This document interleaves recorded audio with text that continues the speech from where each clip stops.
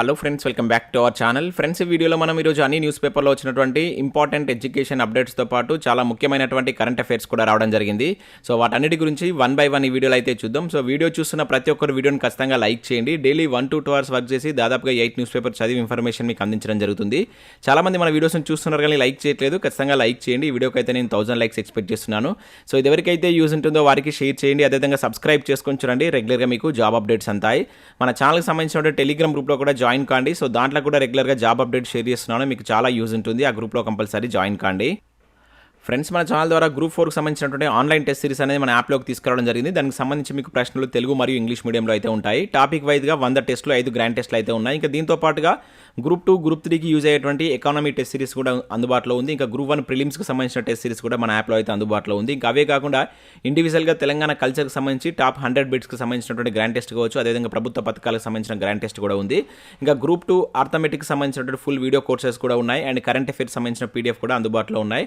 ఇండివిజువల్గా మనకు సబ్జెక్ట్ వైజ్గా ఇండియన్ పాలిటిక్స్ సంబంధించినటువంటి టెస్ట్ సిరీస్ కావచ్చు. అండ్ తెలంగాణ చరిత్ర, తెలంగాణ ఉద్యమ చరిత్ర, జనరల్ సైన్స్కి సంబంధించినటువంటి టెస్ట్ సిరీస్ కూడా ఉన్నాయి. వీటికి సంబంధించినటువంటి శాంపిల్ టెస్ట్లు అక్కడ ఉంటాయి. సో చూసిన తర్వాత నచ్చితే కోర్స్ అయితే తీసుకోండి. ఫ్రెండ్స్, ఈరోజు అప్డేట్స్ కనుక చూసినట్టయితే మనకు ఫస్ట్ అప్డేట్ వచ్చేసి మనకు ఐబీపీఎస్ నుంచి ఆర్ఆర్బీ రీజనల్ రూరల్ బ్యాంక్లో మనకు ఆఫీస్ అసిస్టెంట్ ఉద్యోగాలకు సంబంధించి 5000+ వేకెన్సీస్ తోటి మనకు మరొక నోటిఫికేషన్ అయితే రిలీజ్ కావడం జరిగింది. సో దానికి సంబంధించిన నోటిఫికేషన్ పీడిఎఫ్ మీరు ఇక్కడ చూడవచ్చు. సో ఈ పూర్తి పీడిఎఫ్ నేను మన యొక్క టెలిగ్రామ్లో షేర్ చేస్తాను. మీరు దాంట్లో జాయిన్ కాండి.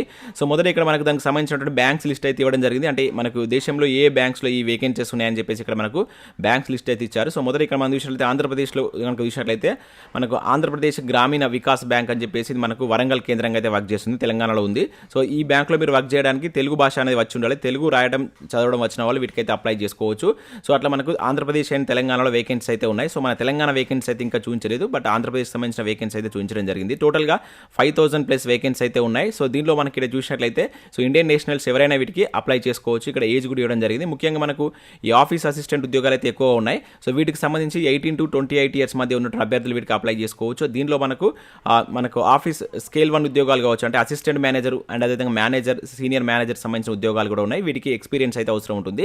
సో ఇక్కడ ఆఫీస్ అసిస్టెంట్ ఉద్యోగాలకు జస్ట్ మీరు డిగ్రీ క్వాలిఫికేషన్ తోటి అయితే అప్లై చేసుకోవచ్చు. సో ఇక్కడ ఉన్నటువంటి ఏజ్తో పాటుగా మీకు ఏజ్ రిలాక్సేషన్ అయితే వర్తిస్తాయి. ఇక్కడ ఎస్సీ ఎస్టీ వాళ్ళకైతే 5 years కావచ్చు, ఓబీసీ వాళ్ళకు 3 years, అదేవిధంగా పర్సన్ విత్ డిజేబిలిటీ ఉన్న వాళ్ళకు 10 years ఏజ్ రిలాక్సేషన్ వర్తిస్తాయని చెప్పేసి ఇక్కడ మనకు నోటిఫికేషన్లో మెన్షన్ చేశారు. సో వీటికి సంబంధించి ఇక్కడ మనం ఎడ్యుకేషన్ క్వాలిఫికేషన్ అయితే చూడవచ్చు. ఆఫీస్ అసిస్టెంట్ ఉద్యోగాలకు సంబంధించి బ్యాచిలర్ డిగ్రీ చేసిన ప్రతి ఒక్కరు వీటికి అప్లై అయితే చేసుకోవచ్చు. ఇక్కడ మనకు దానికి సంబంధించి మీకు వర్కింగ్ నాలెడ్జ్ ఆఫ్ కంప్యూటర్, అంటే మీకు కంప్యూటర్ నాలెడ్జ్ అనేది ఉండాలని చెప్పేసి కూడా మెన్షన్ చేయడం జరిగింది. ఇంకా స్కేల్ 1, స్కేల్ 2, అదేవిధంగా ఈ మేనేజర్, అసిస్టెంట్ మేనేజర్ ఉద్యోగాలు కూడా మీరు డిగ్రీ క్వాలిఫికేషన్తో అప్లై చేసుకోవచ్చు. కానీ దాంతోపాటుగా మీకు కొంత ఎక్స్పీరియన్స్ కూడా ఉండాలని చెప్పేసి అయితే మీకు మెన్షన్ చేయడం జరిగింది.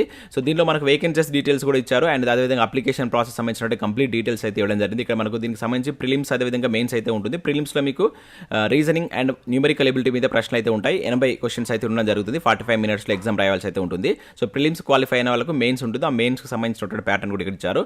ఒకసారి మీరు నోటిఫికేషన్ పీడిఎఫ్ను డౌన్లోడ్ చేసుకుని మొత్తం డీటెయిల్స్ చూసిన తర్వాత మీకు కనుక ఇంట్రెస్ట్ ఉంటే వీటికైతే అప్లై చేసుకోండి.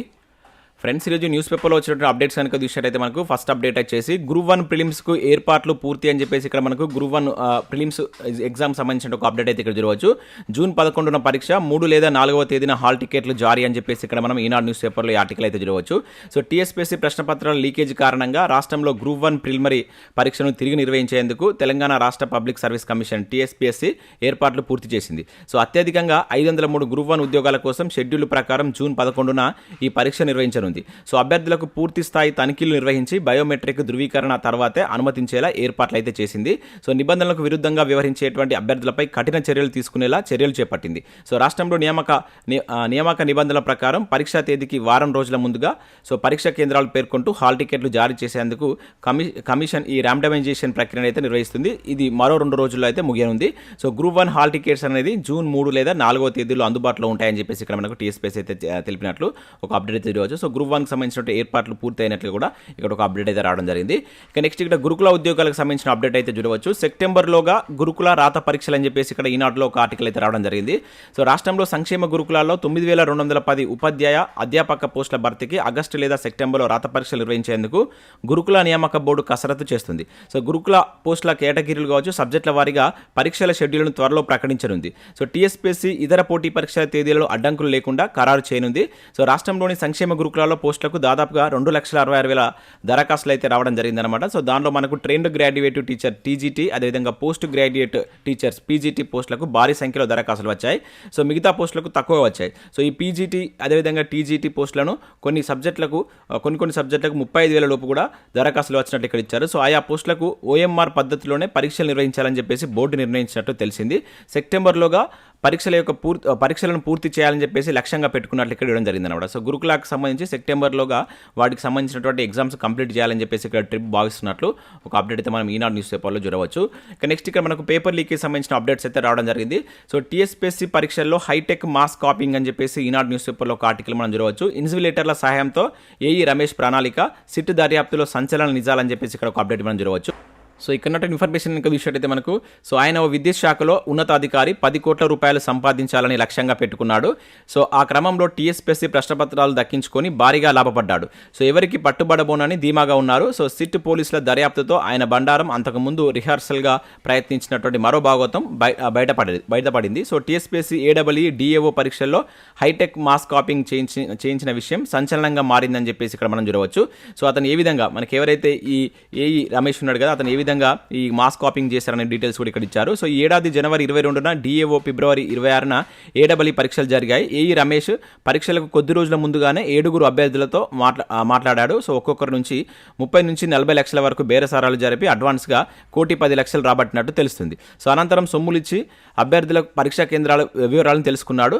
సో ఆ కళాశాల ప్రిన్సిపల్ ఇన్సులేటర్లకు భారీగా నగదు చెల్లించి సహకరించేలా ఏర్పాటు చేశాడు. సో పరీక్షా కేంద్రాల్లో ఆ అభ్యర్థులకు ఇచ్చేటువంటి ప్రశ్నపత్రాల కోడ్ వివరాలు ముందుగానే అంచనా వేశాడు. సో పరీక్ష రోజు అభ్యర్థులకు హైటెక్ విధానంలో సమాధానాలు చేరవేసేందుకు అవసరమైనటువంటి మైక్రోఫోన్లు కావచ్చు, డివైజ్లు, వైర్లు, బ్లూటూత్లు కొన్నాడు. సో వాటిని అభ్యర్థుల లోదుస్తులు, బెల్టులు, అదేవిధంగా చెవుల్లో మైక్రోఫోన్లు అమర్చి సో ఇన్సులేటర్ల సహాయంతో లోపలికి పంపారు. సో అభ్యర్థులకు కేటాయించినటువంటి ప్రశ్నపత్రాల కోడ్ ప్రకారం పరీక్షకు గైర్హాజరైనటువంటి ఇతర అభ్యర్థుల యొక్క ప్రశ్నపత్రాలు, ఇన్సులేటర్లు ఫోటోలు తీసి రమేష్కు వాట్సాప్ చేశారు.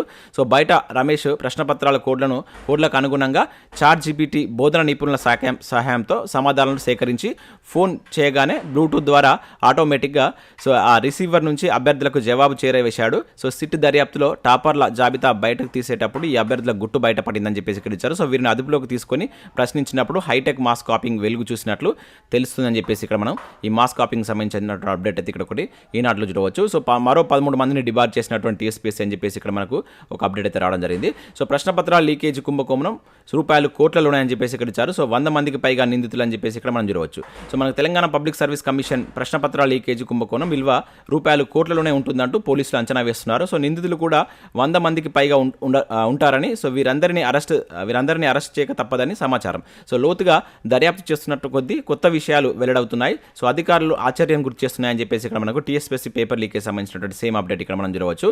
సో ఇక్కడ మరో 13 మంది అభ్యర్థులు డిబార్ అని చెప్పేసి వేరొక న్యూస్ పేపర్ ఇచ్చారు. సో దీంతో కలుపుకుంటే మనకు లీకేజ్ వ్యవహారంలో మొత్తం 50 మంది డిబార్ అయ్యారంటారు ఇప్పటి వరకు. నిన్న మనం ఆల్రెడీ 37 మంది డిబార్ చేసినట్లు ఒక అప్డేట్ నిన్న చూసాం. సో ఈరోజు మరొక 13 మందిని డిబార్ అయితే చేయడం జరిగింది. టోటల్గా 50 మందిని టీఎస్పీఎస్సీ డిబార్ చేసినట్లు ఇక్కడ మనం వివిధ న్యూస్ పేపర్లో అప్డేట్స్ అయితే చూడవచ్చు. ఇక నెక్స్ట్ విషయం అయితే ఇస్రోలో 303 సైంటిస్ట్, ఇంజనీర్లు అని చెప్పేసి చూడవచ్చు. మనకి ఇక్కడ విషయం అయితే Indian space research organisation ISRO నుంచి నోటిఫికేషన్ అయితే రిలీజ్ కావడం జరిగింది. సో వీటికి సంబంధించి ఇక్కడ మనం చూసినట్లయితే ఎలక్ట్రానిక్స్లో 90 వేకెన్సీస్, మెకానిక్స్లో 163, కంప్యూటర్ సైన్స్లో 47 వేకెన్సీస్ అయితే ఉన్నాయి. సో అర్హత కనీసం 60% మార్కులతో సంబంధిత విభాగంలో బీఈ బీటెక్ అనేది కంప్లీట్ చేసి ఉండాలి. సో వీటికి సంబంధించి మీకు రాత పరీక్ష, ఇంటర్వ్యూ ద్వారా అయితే ఎంపిక ప్రక్రియ ఉంటుంది. లాస్ట్ డేట్ మీకు సో నెక్స్ట్ ఈ జూన్ 14వ తేదీ అయితే లాస్ట్ డేట్ ఉంది. ఇక్కడ ఉన్నటువంటి వెబ్సైట్కి వెళ్ళి చూసి మీకు కనుక ఎలిజిబిలిటీ ఉంటే అప్లై చేసుకోండి. ఇంకా దాంతోపాటుగా మనకు ఐఐటీ ఖరగ్పూర్లో కూడా 28 పోస్టులకు సంబంధించిన నోటిఫికేషన్ అయితే రిలీజ్ కావడం జరిగింది. సో ఇవి మనకు వివిధ న్యూస్ పేపర్లో వచ్చినటువంటి important education updates. Next current affairs చూద్దాం. సో ఇంపార్టెంట్ కరెంట్ అఫైర్స్ ఉన్నాయి, స్కిప్ చేయకుండా చూడండి, ఖచ్చితంగా లైక్ చేయండి. సో ఒకటే వీడియోలో ఎడ్యుకేషన్ అప్డేట్స్ అదేవిధంగా కరెంట్ అఫైర్స్ కలిపి అందించడం జరుగుతుంది. ఖచ్చితంగా లైక్ చేసి మీ మిత్రులకైతే షేర్ చేయండి. సో ఇక్కడ మనం ఫస్ట్ కరెంట్ అఫైర్ చూసినట్లయితే సో అత్యంత విలువైనటువంటి భారత బ్రాండ్ టీసీఎస్ అని చెప్పేసి ఇక్కడ మనం చూడవచ్చు. సో తర్వాత స్థానంలో రిలయన్స్ ఇన్ఫోసిస్ 50 స్థానాలతో ఇంటర్ బ్రాండ్ జాబితా అని చెప్పేసి ఇక్కడ ఒక కరెంట్ అఫైర్ అయితే రావడం జరిగింది.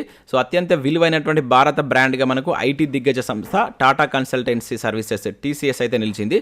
సో అత్యుత్తమ 50 బ్రాండ్లతో ఈ జాబితాను ఇంటర్ బ్రాండ్ సంస్థ విడుదల చేసింది. సో ఇది విడుదల చేసినటువంటి సంస్థ కూడా గుర్తుంచుకోండి, ఇంటర్ బ్రాండ్ అనేటువంటి సంస్థ అయితే 50 కంపెనీలకు సంబంధించి సంబంధించిన జాబితాను అయితే రిలీజ్ చేసింది. సో ఈ జాబితాలో మనకు ఫస్ట్ ప్లేస్లో టీసీఎస్ ఉంది. సో దానికి సంబంధించిన విలువ ఎంత అని కూడా ఇక్కడ ఇచ్చారు. తర్వాత రిలయన్స్, తర్వాత మనకు ఇన్ఫోసిస్ అయితే ఉంది. సో ఇక్కడ ఫస్ట్ మూడింటిని అయితే గుర్తుంచుకోండి. ఈ జాబితా ప్రకారం ఏది ఫస్ట్ ఉంది అండ్ వరుస క్రమంలో అమర్చమన్నప్పుడు ఈ మూడింటిని కూడా మనం గుర్తుంచుకోవాల్సి అయితే ఉంటుంది. ఇక నెక్స్ట్ విషయం అయితే మనకి ఇక్కడ వేద పండితుల గౌరవ వృత్తి పెంపు అని చెప్పేసి ఇక్కడ ఒక అప్డేట్ మనం చూడవచ్చు. సో అర్హత వయసు 65కు తగ్గింపు, మరో 2796 దేవాలయాలకు ధూపదీప నైవేద్య పథకం వర్తింపు. సో మనకు తెలంగాణ ప్రభుత్వం తీసుకొచ్చినటువంటి ఈ ధూపదీప అనేటువంటి పథకం ద్వారా ఏదైతే వేద పండితులకు ఇచ్చేటువంటి ఆ మనీని అయితే మనకి తెలంగాణ ప్రభుత్వం అయితే పెంచడం జరిగింది. సో బ్రాహ్మణ సదన్ ప్రారంభోత్సవంలో సీఎం కేసీఆర్ వెల్లడి. సో ఇక్కడ దానికి సంబంధించిన డీటెయిల్స్ కనుక మనం చూసినట్లయితే, సో బ్రాహ్మణ పరిషత్ ద్వారా వేద పండితులకు ప్రతి నెల ఇస్తున్నటువంటి గౌరవ వృత్తి 2500ను 5000 రూపాయలకు పెంచారు. సో ఎంత పెంచారనేది గుర్తుంచుకోండి. సో ఈ పథకం ఎప్పుడు స్టార్ట్ అయింది, ఈ ధూపదీప నైవేద్య అనేటువంటి పథకాన్ని తెలంగాణ ప్రభుత్వం ఎప్పుడు స్టార్ట్ చేసిందని కింద కామెంట్ చేసేటువంటి ప్రయత్నం చేయండి. అదేవిధంగా దీనికి సంబంధించిన అర్హత వయసు అంతకుముందు 75 ఏళ్ళు ఉండేది, దాన్ని 65కు తగ్గిస్తున్నామని చెప్పేసి ఇక్కడ మనకు ఈ బ్రాహ్మణ సదన్ ప్రారంభోత్సవంలో భాగంగా కేసీఆర్ గారు అయితే మనకు ప్రకటించడం జరిగింది. ఆల్రెడీ మనం దీన్ని నిన్న కూడా చూసాం. ఈ బ్రాహ్మణ సదన్ మన తెలంగాణ దేశంలోనే మొట్టమొదటిది అనమాట. సో దీన్ని మనకు హైదరాబాద్లో అయితే సో నిన్న కేసీఆర్ గారు అయితే ప్రారంభించడం జరిగింది. చాలా చాలా ఇంపార్టెంట్, అది గుర్తుంచుకోండి. దాంతోపాటుగా సో ఈ కార్యక్రమంలో భాగంగా చేసినటువంటి ప్రకటనలు కూడా గుర్తుంచుకోండి. ఇది మనకు షేరేలింగంపల్లి నియోజకవర్గంలో గోపన్పల్లి అనేటువంటి ప్లేసెస్లో 9 ఎకరాల విస్తీర్ణంలో దీని అయితే స్టార్ట్ చేయడం జరిగింది.